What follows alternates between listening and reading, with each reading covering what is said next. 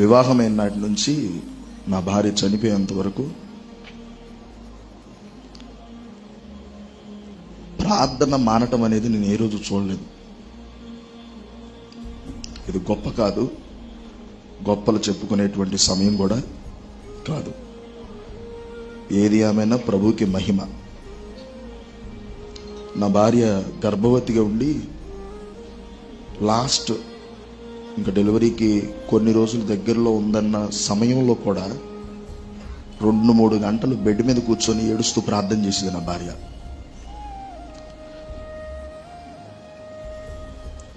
ఇంతమందిని మాట్లాడుతుంటే నాకు ఒకటి అనిపించింది, నిజమే కదా, దేవుడు మనల్ని ఆశీర్వదిస్తున్నప్పుడు ప్రభువా నన్నే ఎందుకు ఆశీర్వదిస్తున్నావు అని మనం అడగనప్పుడు, దేవుడు పిలుచుకున్నప్పుడు కూడా అడిగే హక్కు మనకేమీ. కానీ దేవుడు ఎందుకు నా జీవితంలోనే ఇది అనుమతించాడనేది ప్రభువుని నేను ప్రశ్నించే హక్కు నాకు లేదు. కానీ ప్రభు దీన్ని అనుమతించాడు, అందుకు నేను కూడా మనస్ఫూర్తిగా ఈ మరణాలను అంగీకరిస్తున్నాను.